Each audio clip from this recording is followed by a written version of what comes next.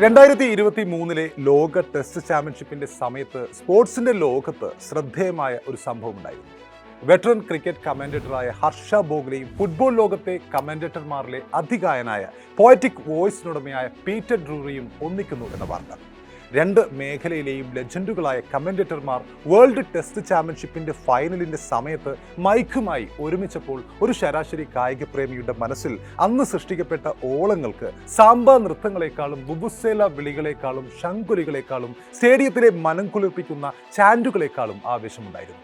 Cricket ആരാധകർക്കും football ആരാധകർക്കും അതൊരു legendary moment ആയിരുന്നു. The voice of cricket with the voice of football. രണ്ടുപേരും icons ആണ്, iconic വോയിസുകളുടെ ഉടമയാണ്. ലോകത്തിന്റെ ഏത് കോണിലാണെങ്കിലും ഇവരുടെ ശബ്ദം ഒരു കായിക പ്രേമിക്ക് തിരിച്ചറിയാൻ പറ്റുമെന്ന് ഉറപ്പാണ്. ആ സമയത്ത് പീറ്ററിന്റെ ഏറെ ശ്രദ്ധേയമായ ചില വാക്കുകളുണ്ടായിരുന്നു. ഞാൻ ഹർഷയുടെ ആരാധകനാണ്, Harsh is my hero.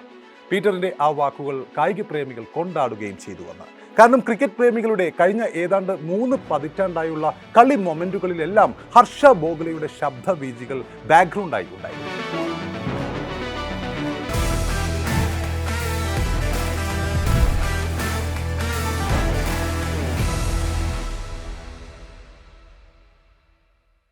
Harsh Bhogle. Harsh സാക്ഷ്യം വഹിച്ച ക്രിക്കറ്റ് മൊമെന്റുകൾ നിരവധിയാണ്. ഹർഷ ബോഗ്ലെ ഇന്ത്യൻ കമന്ററിയുടെ ക്രിക്കറ്റ് ഓർമ്മകളുടെ സച്ചിൻ മുതൽ ഇങ്ങിവിടെ ഗിൽ വരെ യശസ്വി ജയ്സ്വാൾ വരെ എത്തി നിൽക്കുന്ന കളിക്കാരുടെ ഷോട്ടുകളുടെ വർണ്ണനകൾ അത്രയും മനോഹരമായി നമ്മുടെ മനസ്സിൽ പതിപ്പിച്ച കമന്റേറ്ററാണ് അയാൾ.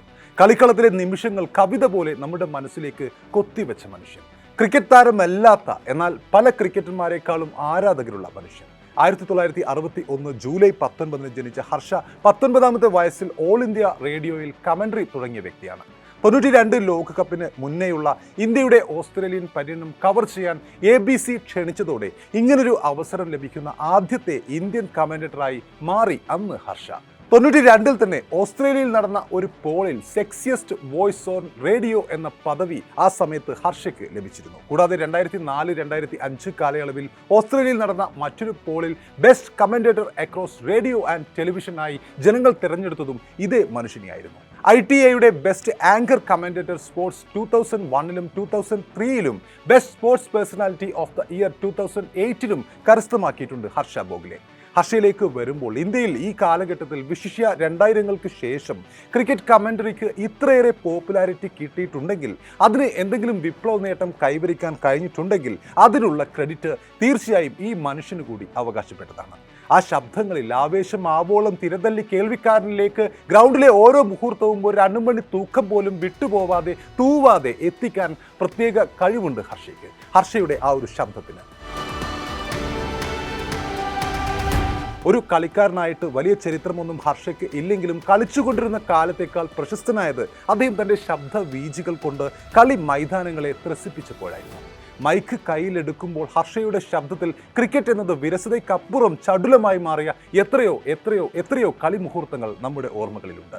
ഗൃഹാതുരതകളുടെ പാരമ്യത്തിലെത്തുന്ന രോമാഞ്ചം ആ വാക്കുകളിലുണ്ടായിരുന്നു. നമ്മൾ അറിയാതെ നമ്മൾ പോലും ആ ശബ്ദത്തിൻ്റെ മാന്ത്രികതയിൽ, ആ ഉപമകളുടെ സൗന്ദര്യത്തിൽ ആകൃഷ്ടരായി എന്നതാണ് സത്യം. കമന്ററി കരിയറിൽ എപ്പോഴും തൻ്റെതായ ഫ്രേസുകളും പ്രയോഗങ്ങളും ഭാഷയും ആവേശവും അദ്ദേഹം കൂടെ കൂട്ടിയിരുന്നു. ആ പ്രയോഗങ്ങളൊക്കെയും നമ്മൾ ഏറെ ഇഷ്ടപ്പെടുകയും ചെയ്തിരുന്നു. എണ്ണിയാൽ ഒടുങ്ങാത്ത അത്തരം അനവധി പ്രയോഗങ്ങൾ അദ്ദേഹം ക്രിക്കറ്റ് കമന്ററിക്കിടയിൽ പറഞ്ഞിട്ടുണ്ട്. കാണികളെ, ശ്രോതാക്കളെ കോൾമേർ കൊള്ളിച്ചിട്ടുണ്ട്. ഒരുപക്ഷെ അത്തരം ചില പ്രയോഗങ്ങളാണ് അദ്ദേഹത്തെ ഇത്രയും പോപ്പുലറാക്കിയത് എന്നും വേണമെങ്കിൽ പറയാം.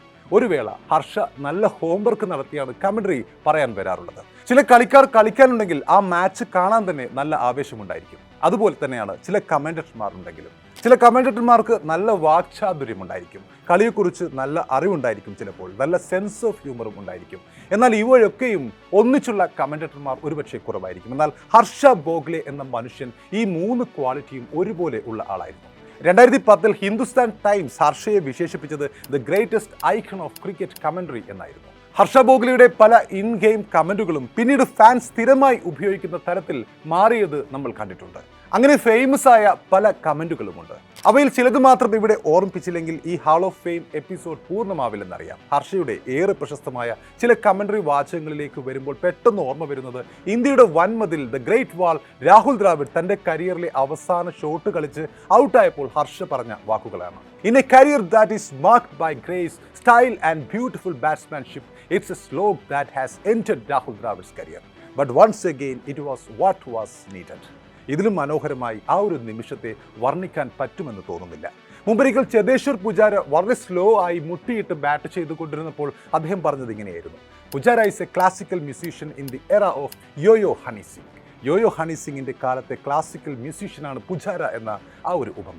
മറ്റൊരിക്കൽ ഗ്ലെൻ മാക്സ്വെലിന്റെ പന്തുകളിൽ എതിർ ബാറ്റർമാർ ആവശ്യത്തിന് റൺസ് വാരിക്കൂട്ടിക്കൊണ്ടിരിക്കുമ്പോൾ ഹർഷ പറഞ്ഞത് ഇങ്ങനെയായിരുന്നു: Glenn Maxwell is giving away so many runs that it seems Maxwell is bowling to himself.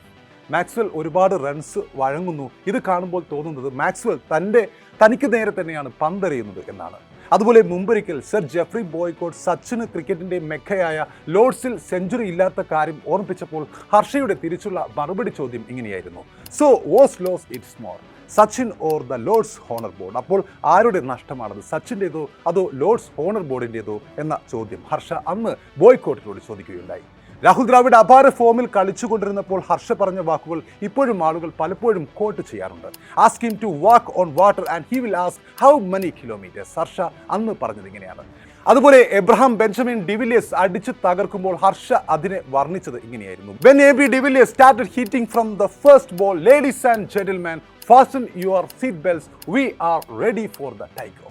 IPLന്റെ അവസാന സീസണുകളിൽ ഒരു ഘട്ടത്തിൽ പ്ലേ ഓഫ് സമയത്ത് മഹേന്ദ്ര സിംഗ് ധോണിയുടെ വിരമിക്കലുമായി ബന്ധപ്പെട്ട ചോദ്യങ്ങളിൽ ഹർഷ പറഞ്ഞത് ഇങ്ങനെയാണ്: fans won't allow MS Dhoni to retire even when he is 75 years old. 75 വയസ്സായാലും fans ഒരിക്കലും മഹേന്ദ്ര സിംഗ് ധോണിയെ വിരമിക്കാൻ അനുവദിക്കില്ല എന്ന ഹർഷയുടെ ആ വാക്കുകൾ. ക്രിക്കറ്റിൽ മാത്രമല്ല തൻ്റെ ഭാഷയിലും പലപ്പോഴും ക്രിക്കറ്റ് കൊണ്ടുവരാറുണ്ട് ഹർഷ. മുമ്പൊരിക്കൽ ഒരു ക്രിക്കറ്റ് ഷോയിൽ അവിചാരിതമായി അദ്ദേഹത്തിൻ്റെ ഹെയർ ട്രാൻസ്പ്ലാന്റേഷനെ കുറിച്ച് ചോദ്യം ഉയർന്നപ്പോൾ ഇത് എവിടെ നിന്നാണ് ചെയ്തതെന്ന് അവതാരകൻ അദ്ദേഹത്തോട് ചോദിച്ചപ്പോൾ അദ്ദേഹം പറഞ്ഞത് ഇങ്ങനെയാണ്: mystery spinners never reveal their secret, you yourself have to decode them. Mystery സ്പിന്നർമാർ ഒരിക്കലും തങ്ങളുടെ രഹസ്യം പുറത്തു പറയില്ല, നിങ്ങൾ തന്നെ അത് സ്വയം ഡീകോഡ് ചെയ്യണം എന്ന ആ ഒരു മറുപടി. ചോദ്യം എന്തായാലും നല്ല ക്രിക്കറ്റ് ഭാഷയിൽ ഉത്തരം പറയുന്ന Harsh Bhogle. Till date, Harsha remains one of the most celebrated broadcasters across the globe and inspiration from all the youngsters. One and only Harsha Bhogle.